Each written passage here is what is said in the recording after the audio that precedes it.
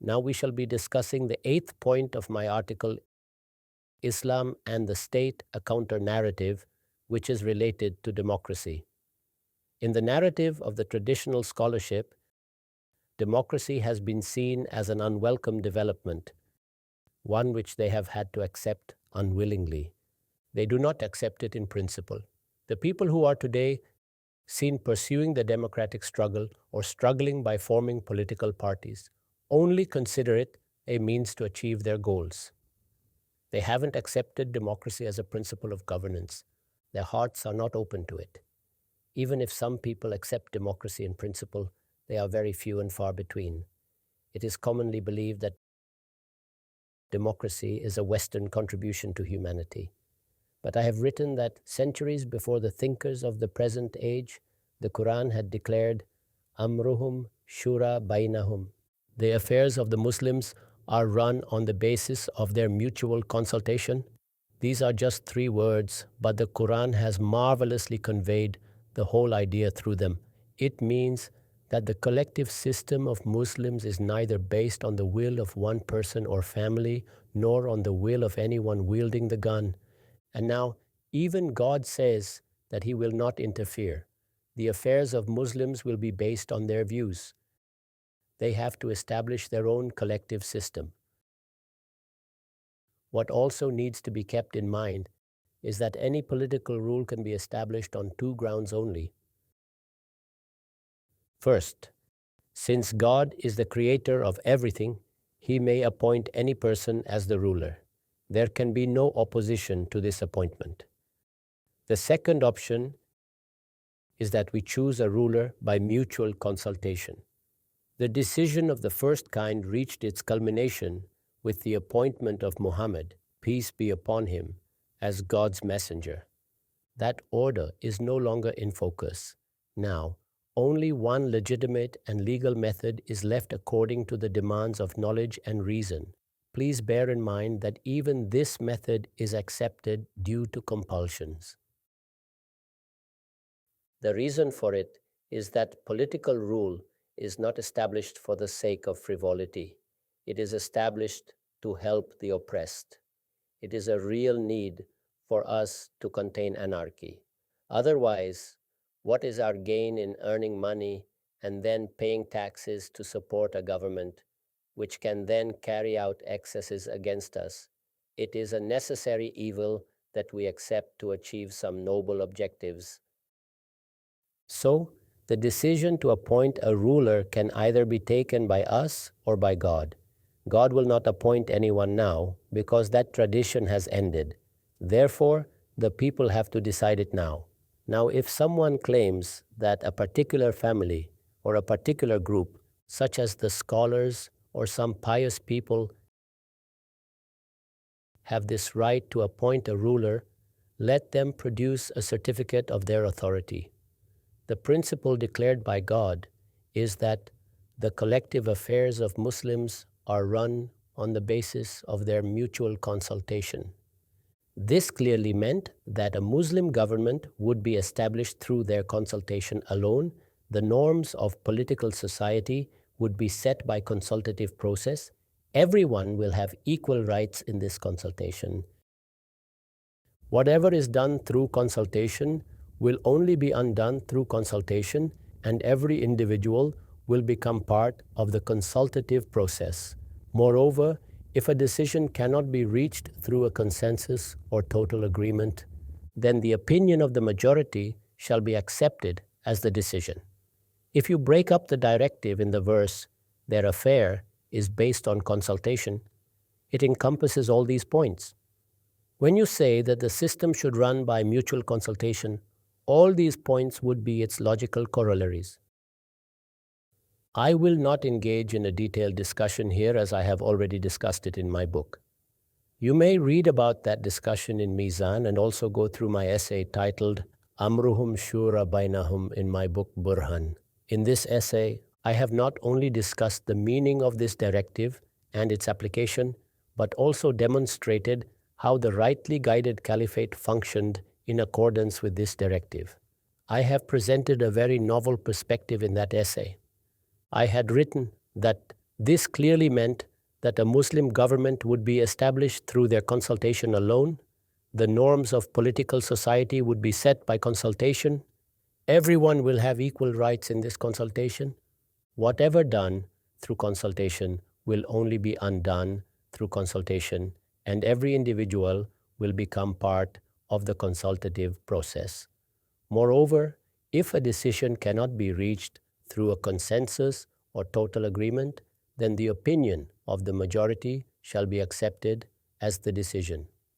This is precisely what democracy is. Thus, dictatorship is not acceptable in any case, whether it is of a dynasty, which creates monarchies, or of a group or of a national institution. I have written this word specially. Sometimes monarchies are also created in the name of democracy. Dictatorship of even religious scholars in the interpretation of issues related to religion and Sharia, for example, that of Iran, can never be acceptable. By group or national institution, I mean institutions like the army, which possess the power of the gun. Muslims will obviously have to understand and interpret the religious directives concerning their collective affairs and determine what exactly are the directives they have been given. They will also be faced with the question of legislation according to these directives. For example, legislating on the matter of jihad will involve interpreting the directives related to jihad. This interpretation is carried out by the experts in religious disciplines. This process occurs the world over. Economists will shed light on the matters related to the economy, but will their opinions and verdicts be accepted? The decision to accept or reject these opinions rests with the elected representatives of the people. The reason I have explained this is because even Allama Iqbal was confused over whether the parliament shall now acquire the right of ijtihad that was previously held by the mujtahids, the top most qualified Muslim scholars, or not. An important question raised here is that since our parliament is composed of a lot of uninformed people, how can they be expected to perform ijtihad? They might not even be able to pronounce the word ijtihad properly if they were asked to do so. I have responded that there is no need to fall into this confusion. No parliament ever performs ijtihad. A parliament only adopts one among the many ijtihads and enacts it as a law. This is the actual job of the parliament. Their job is to merely approve a view, and a common man does the same in his life. For example, you come across the opinion of Imam Abu Hanifa, may God be pleased with him, on a certain issue, a different opinion of Imam Shafi'i, may God be pleased with him, on the same issue, and another opinion of someone. It is the person who has to adopt one opinion. He may be illiterate and uninformed. The parliament does the same thing. It does not carry out ijtihad, but chooses one among the many ijtihadat and passes it as the law, because legislation is the right of the parliament. A person does this in his personal affairs, and the public representatives do this in the collective affairs. Even in one's personal matters, one doesn't become a judge over an expert's expertise, but merely accepts it or rejects it. I have written, dictatorship is not acceptable in any case, whether it is of a dynasty or of a group or of a national institution, and not even of religious scholars in the interpretation of issues related to religion and Sharia.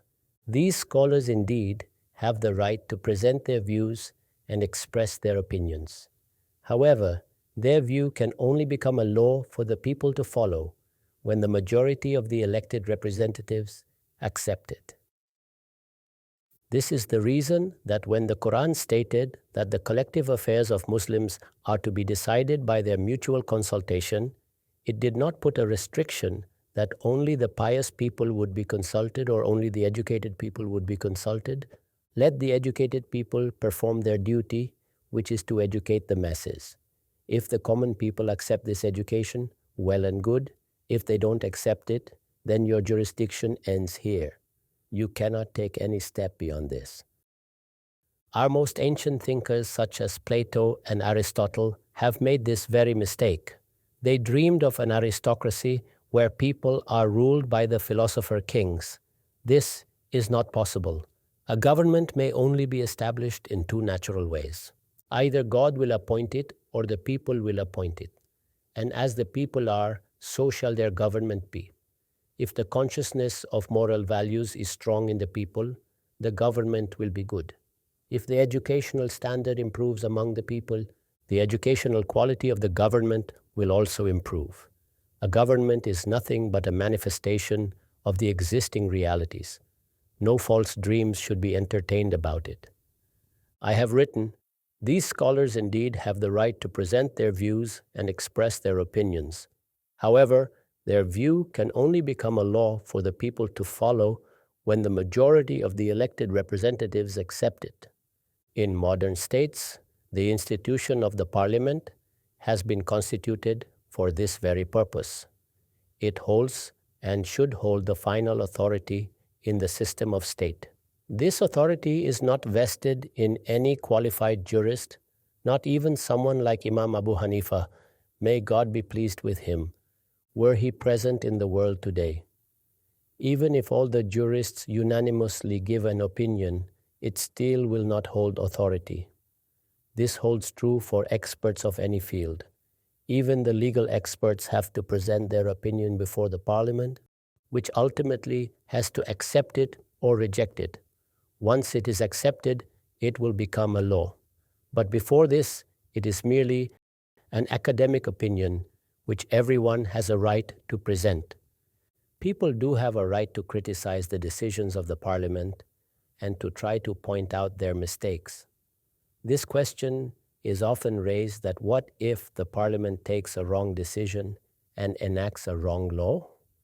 A lot of people even ask, what if the parliament also legalizes homosexuality? This will obviously happen only if all the people sitting in the parliament decide to agree with this. What you need to find out is, why did they agree? Then you can criticize them, explain their mistake to them, and present the correct point of view. But no one has the right to rebel against the system. It can be my opinion that the parliament has taken a completely foolish decision, an extremely wrong decision. I will most certainly criticize it and try to get it transformed. I will try to persuade the people, but if a law has been passed based on that decision, then I shall also suffer its consequences. One cannot revolt against it. Whether it is the religious scholars or the judiciary, they cannot be above the parliament. My whole argument is based on the Quranic principle of the affairs of the Muslims are run on the basis of their mutual consultation. It binds every individual and every institution to practically submit to the decisions of the parliament, even though they may differ with them rationally. They surely do have the democratic right to disagree. This is the only legitimate way to establish and run a government. If any other way is adopted to set up this rule, then it will be illegal even though the forehead of its ruler glistens with the signs of prostration.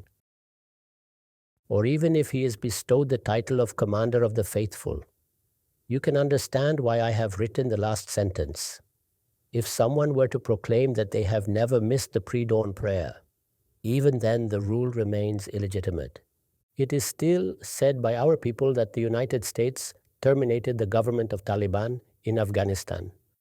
Our scholars and some of my close friends argued that the Taliban have a right to resist this onslaught. I said it means that you have considered their government as a legitimate one. Had that government been formed by the will of the Afghan people, it would have been a legitimate government. Otherwise, it was nothing more than an illegitimate government that usurped political power.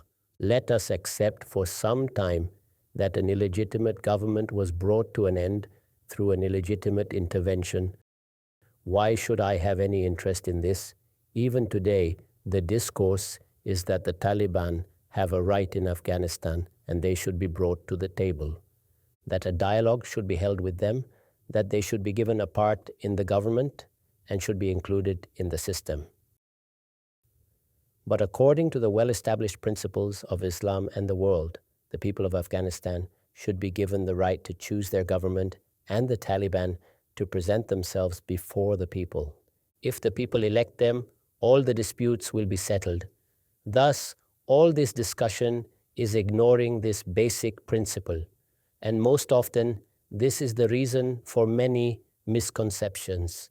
If you ask me what the position of Pakistan should be in this matter, I would say the government of Afghanistan should be formed by the will of the people of Afghanistan. Should only the people of Kashmir have the right of self-determination and not the people of Afghanistan? I again reiterate that we get away with saying a lot of such things from a political lookout. The solution in Afghanistan is very simple. Let our military say this. Let the world powers tell the Taliban to present themselves before the Afghan people for their approval. Otherwise, what they are doing is a rebellion. Please say that let the elections must be held under the supervision of a neutral body, even a body trusted by the Taliban. If they trust no one, let the elections be conducted under the joint supervision of Muslim countries. In any case, the road to power goes through the people. If they crown you as their ruler, you can form the government. This is the principle, and all such matters should be decided on the basis of this principle.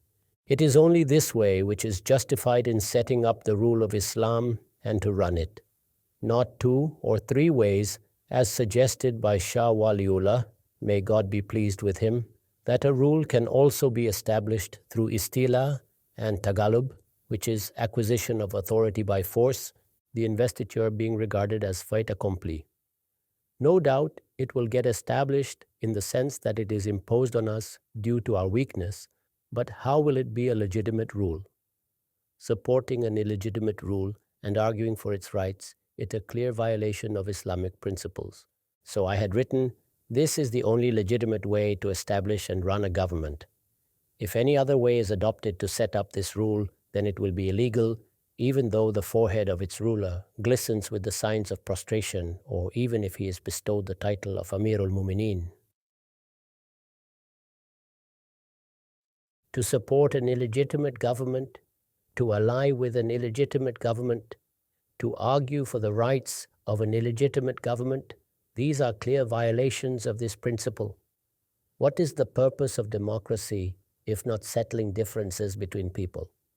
For example, differences emerged between Scotland and Britain, with the former seeking separation from Britain. Now, what is the solution? Is it the gun? The only solution is the one adopted in the modern era. The Quran too prescribes this very method to settle mutual differences in worldly affairs, that is, amruhum shura bainahum. Thus, wherever there is a lack of consensus in worldly affairs, the majority opinion should prevail. This is the principal stance. I always say the same about the Kashmir dispute. If the Indian state were to ask my opinion, I would say, what is the need to discuss this in the modern times? The people should be asked what they want. If they want to be with you, let them be with you, and if they don't want to be with you, let them be free. This principle has been accepted the world over. If such an issue is raised by the Tamils in India, or let's say in Baluchistan, what is the reason to be afraid? We should ask the people what they want. There is no need for a military action. All such actions stem from refusing to accept the democratic principle even now. The issue of Britain is also before you. Their territory could have split, but they still conducted the referendum. The same has happened in Australia also. The issue in Australia was whether the Queen of Britain should continue her nominal rule over Australia or not. So they have accepted this principle. This principle has been established by the Quran.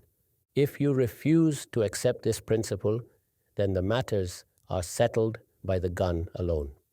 And that settlement is not based on reason and knowledge. Now that these 8 points have been discussed, there are only 2 more left to be discussed.